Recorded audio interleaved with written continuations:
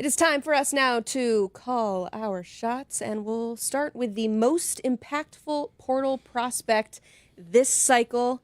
Call your shot, Smoke. Who is it? You know what, Coop? When I saw the list, I went ahead and stole yours. All right? Oh, man, Ouch. Coop, listen. I wasn't trying to show up and do the right thing, so I did the wrong thing. I'm going to go with John Mateer. Okay. Just as you go into it, you understand that this guy's skill set is so rare in terms of being able to see it, process it, and play at his speed. But his speed is fast. But his fast is electric for everybody else. And I keep pointing to a 3,000-yard thrower, a 1,000-yard rusher. Like, that's just taking candy from a baby. That's nothing easy. I don't care what level that you're on.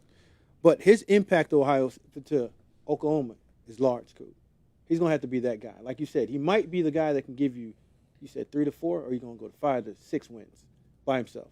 That's tough. I mean, I would say 2 to 3. The schedule is an absolute gauntlet there, their last 7 games of the season. But they've done a really good job in short order, kind of giving him the weapons that he needs. Javonte Gibson, Keontez Lewis, Isaiah Sategna.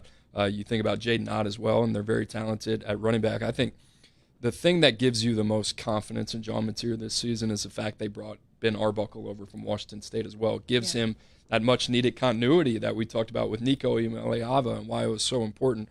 John Mateer was not a difficult evaluation. He was difficult in the fact that in the production versus projection conversation, here's a guy that unquestionably will be the most impactful player in the transfer portal. How do you measure where he ends up in terms of the Sunday projection? A little bit different of a conversation. We're willing to table that for now. But this guy is lightning in a bottle, very dynamic, and I think he's exactly what Brent Venables in this program needed. I talked about somebody being responsible for bringing the swag and the confidence back offensively to Oklahoma football. That's going to be John Mateer. I think one of the best business decisions Brent Venables has made, the best one since he's been there. All right. No Nagy? It's a good one That as well. helps. Is it the best? There's been a lot of business decisions that have been made. Give me the guy on the field. That's true. That's we're going to see the immediate impact there. All right, call your shot. Prospect with the most to prove. Coop? Carson Beck, and think about it. If you were to go back a year ago, all the buzz about who was going to win the Heisman Trophy, who was going to be the number 1 pick in the draft, who was the betting favorite to win all these accolades, it was Carson Beck, right? So you think about what he has to prove at Miami, and this is a team that has a lot to prove, right? And you think about Carson Beck's offseason, hasn't exactly been quiet, right? There's been a lot of stuff going on there off the field as well, and hopefully he's got a couple more Lamborghinis that he can stockpile, and it'll be okay. But can Miami surround him with all the necessary weapons that this team didn't have last year on the defensive side of the ball? They've overcorrected defensively in the secondary. Can they do what they need to do in the spring portal to make sure that they have everything that they need on paper to make sure that this team is ready to go? Individually, I'm not sure that there's more of a player with something to prove than Carson Beck. Coop, nasty work. You didn't have to throw the car in there. You didn't have to throw the off-the-field stuff that... That's because I'm a hater. I'm jealous. It would be nice to have my Lamborghini stolen. Coop, I'm going to go with Zachariah Branch. Big-time recruit. Freshman year, he had some success in terms of just being a gadget guy, getting the ball in his hands, and he's lightning in a bottle. But now we want to find out, can you play receiver? Can you line up, run a route, get open, catch the ball in traffic, score, and be the number 1 option for Georgia? They paid you a ton of money. We know that. Like, it's a business move. You're not going there for pennies. You're going there for a lot of dollars. Carson Beck, you just said, left that place. Now this guy's emerged at Georgia, and is he the number 1 option for Georgia? You're going to have to show us that you can play the receiver position, lining up, running routes, getting the ball, instead of just being a gadget guy and a punt returner specialist. All right, call your shot. Who is the most exciting prospect of this cycle?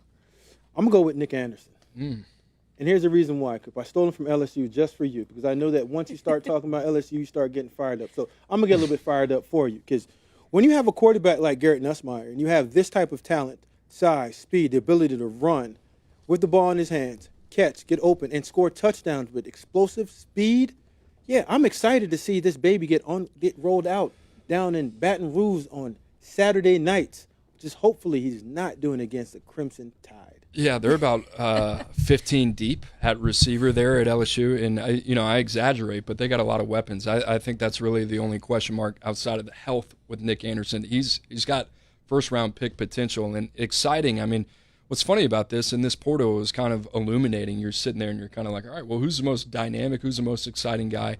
I came away with another Miami guy, Xavier Lucas, the corner from Wisconsin, and there are probably a lot of Wisconsin fans rolling their eyes right now because I understand that situation was a tough one, obviously, with all the litigation taking place there. But Xavier Lucas, you just talk about the athlete, the size that he has at the boundary corner position, what he's been able to provide this spring for Miami, a guy that can play both sides of the field.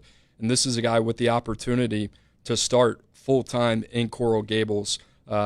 There's just not a lot of guys like this, right? We talked about Julian Neal and what the appeal was to a player like that. Imagine that at a much higher level with Xavier Lucas, and he's young and he's got multi-year eligibility. So this is a guy that can be a defensive cornerstone for Miami.